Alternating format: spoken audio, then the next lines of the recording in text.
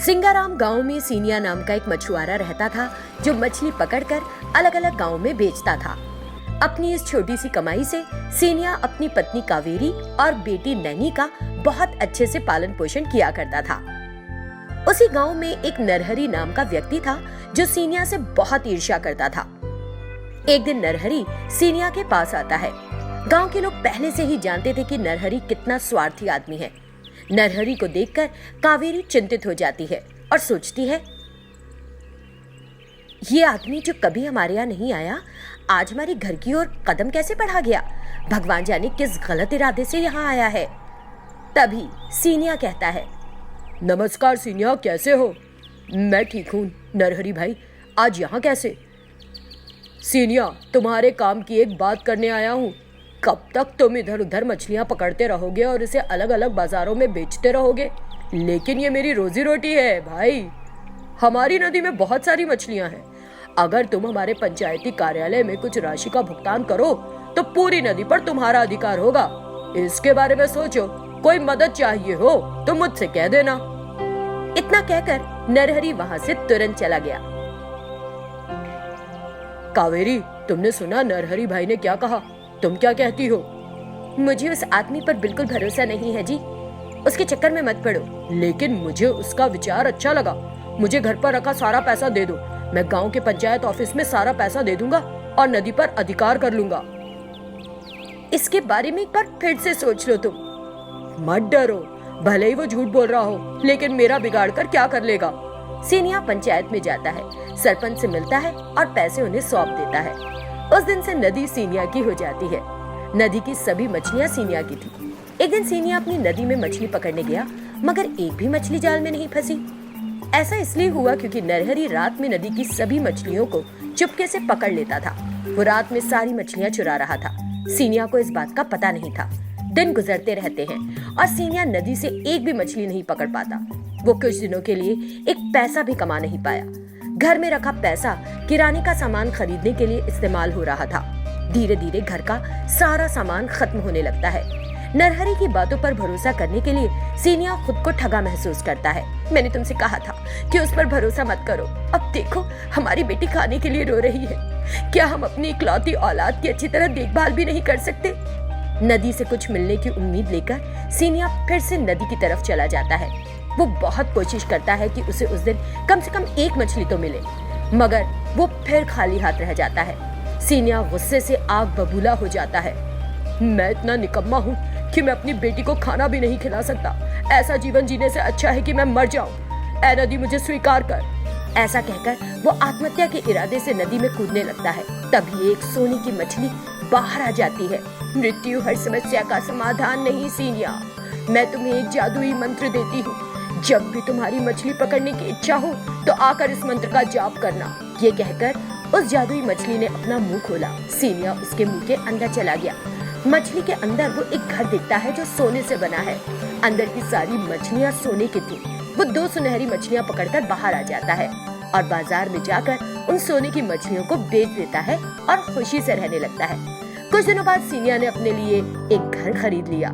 ये सब देखकर नरहरी चकित रह गया और रहस्य जानने के लिए सीनिया के पीछे चुपचाप नदी की ओर चल पड़ा। उसने देखा कि उसने किसी मंत्र का जाप किया और सुनहरी मछली नदी से बाहर निकली। वो हमेशा की तरह उसके मुंह में गया और बाहर आ गया। नरहरी सीनिया के जाने की प्रतीक्षा करता है और फिर उसी मंत्र का पाठ करता है। जादुई सुनहरी मछली पानी से बाहर निकलती है। नरहरी भी उस मछली के मुख के भीतर चला जाता है।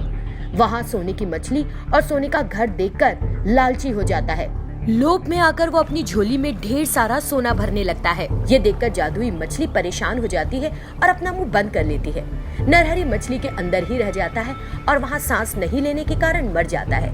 इसीलिए तो कहते हैं, लालच बुरी बला है।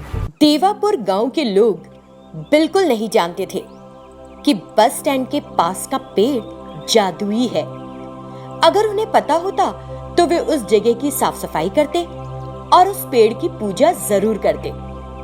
वो पेड़ किसी के पानी डालने और उसके आसपास की जगह को साफ करने का इंतजार करता रहता, लेकिन कोई उसके पास फटकता भी नहीं था। दिन ब दिन मौसम गर्म होता जा रहा है और मेरे लिए पानी का कोई सहारा नहीं। मेरे आसपास की जगह दिन ब दिन गंदी होती जा रही है। शर्मा उसी गांव का एक मिठाई बनाने वाला मिठाइयां बनाता और उन्हें अपने घर के सामने एक स्टैंड पर रखकर बेचता। इससे उसकी मिठाइयां बड़ी कम बिकती। इस बात का उसे बेहद दुख होता। उसकी पत्नी उसे सांत्वना देती। मैं उस दिन का इंतजार कर रहा हूँ जब मेरी तैयारी की सारी मिठाइयां बिक जाएंगी, लेकिन मुझे वो दिन शायद कभी नहीं मिलेगा। मुझे लगता है कि तुमको मिठाई बेचने की जगह को बदल देना चाहिए। तुम अपनी मिठाइयां वहां बेचो जहां पर लोगों का आना जाना हो। वो अपनी पत्नी के सुझाव पर गंभीरता से सोचता है और अपनी बाइक पर ऐसी ही किसी जगह की तलाश करने लगता है। वो थक जाता है और कुछ समय के लिए अनजाने में उस जादुई पेड़ के नीचे आकर विश्राम करता है। वो वहां आराम करता हुआ पाता है कि वहां लोगों का काफी आना जाना है और वहां एक बस स्टैंड भी है। फिर वो उस पेड़ के नीचे अपनी मिठाई की दुकान लगाने का फैसला करता है। शर्मा के इरादों को जानकर पेड़ अपने आप में बहुत खुश होता है। शर्मा फिर पेड़ के नीचे अपना स्टॉल लगाता है। बस स्टैंड पर गांव में आने जाने वाले लोग स्टॉल से मिठाइयां खरीदने लगे। वो पेड़ के नीचे की जगह की अच्छे से सफाई करता था और रोजाना पेड़ में पानी भी डालता था। पेड़ ये देखकर बड़ा खुश होता। मैं इस आदमी से बहुत खुश हूँ क्योंकि वो मुझे हर रोज पानी देता है और मेरे आसपास की जगह को साफ रखता है। जैसे जैसे दिन बीतते हैं उसका मिठाई का कारोबार बढ़ता रहता है और एक दिन उसके आश्चर्य की सीमा नहीं रहती कि उसे ग्राम प्रधान से 1,00,000 मिठाइयों का बहुत बड़ा ऑर्डर मिलता है। दूसरी ओर श्यामला के बच्चे न होने के दुख से सेहत खराब होने लगती है और वो बिस्तर पर पड़ जाती है। शर्मा ग्राम प्रधान का ऑर्डर तैयार नहीं कर पाता क्योंकि वो अपनी पत्नी की देखभाल कर रहा होता है। मुझे ग्राम प्रधान से क्षमा मांगनी होगी। मुझे बहुत दुख है कि मैं इतने बड़े आदेश के लिए मिठाई की व्यवस्था नहीं कर सका। अगले दिन वो अपने स्टॉल पर जाता है, जगह की सफाई करता है और पेड़ को पानी देता है। कुछ मिनट बाद ग्राम प्रधान की गाड़ी ऑर्डर के लिए वहां आती है। भगवान मेरी मदद कर। शर्मा रोने लगता है और ये देखकर पेड़ तुरंत मिठाई की तैयार प्लेट्स सामने प्रकट कर देता है। ये होता देख शर्मा तो बुरी तरह से चौंक जाता है। सुनो शर्मा, मैं एक जादुई पेड़ हूँ और मैं देख रहा हूँ कि तुम रोज मेरी बहुत अच्छे से देखभाल करते रहे हो। इसीलिए मैं ये छोटा सा उपकार मेरे प्रति तुम्हारे सभी अच्छे कामों के लिए कर रहा हूँ, क्योंकि ये तो मेरा कर्तव्य बनता है।